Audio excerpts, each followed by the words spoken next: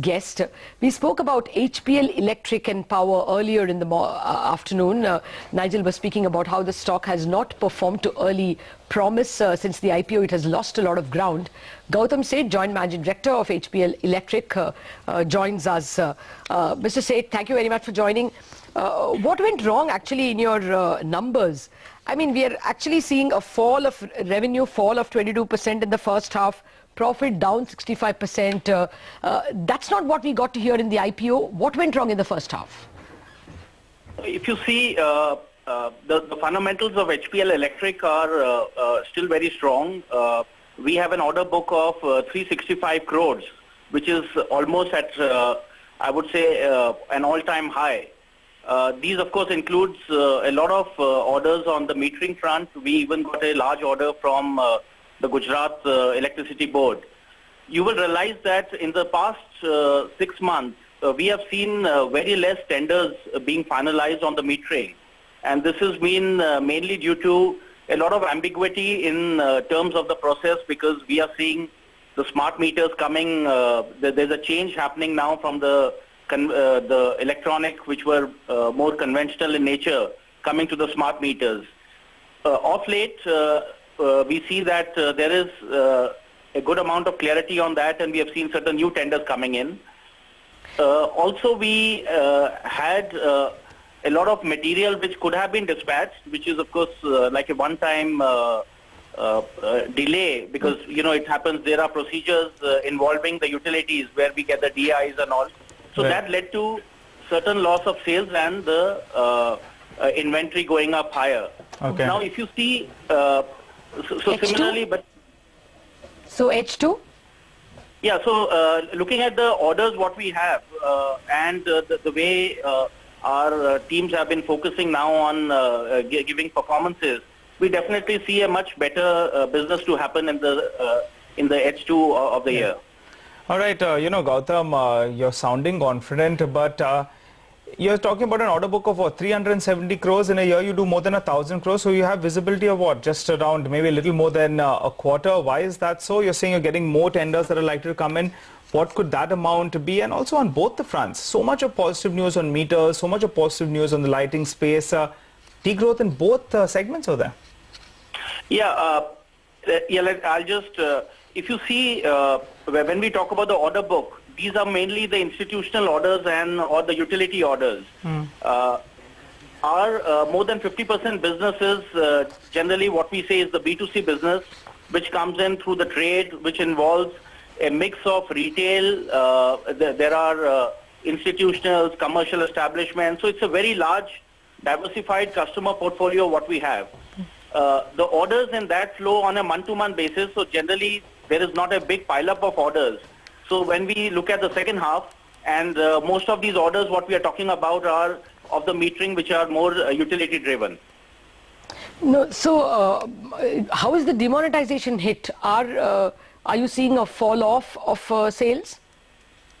You know, when we see on a very near short term, yes, on the retail market, that may be impacted. But if you see the direct business, what HPL Electric is doing with its dealers and distributors, there is no fallout on that, because there's no cash involvement directly happening between the company with its dealers or anybody. Right.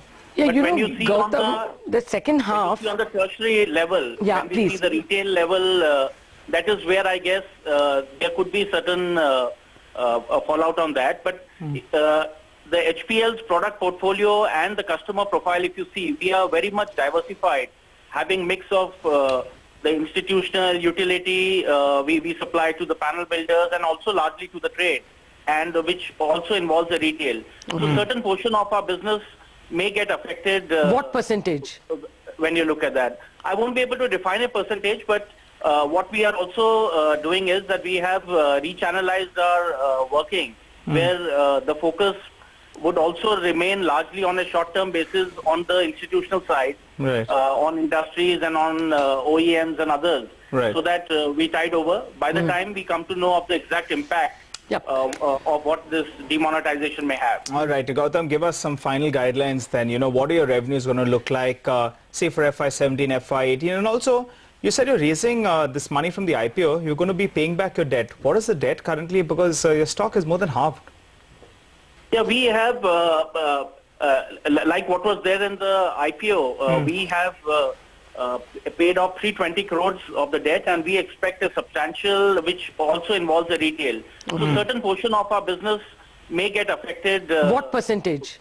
When you look at that, I won't be able to define a percentage, but what we are also doing is that we have rechannelized our working, where the focus would also remain largely on a short-term basis on the institutional side, Right. on industries and on OEMs and others, Right. so that we tide over. By the time we come to know of the exact impact of what this demonetization may have. All right, Gautam, give us some final guidelines then. You know, what are your revenues going to look like, say for FY17, FY18, and also you said you're raising this money from the IPO. You're going to be paying back your debt. What is the debt currently? Because your stock is more than halved.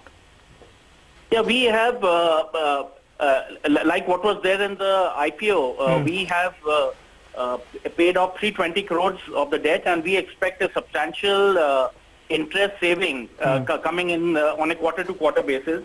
Also, this again helps us to have a better bargaining power on the remaining debt on our interest cost. What is also significant is that we have been working on the channel financing, and we already have many dealers who have signed up.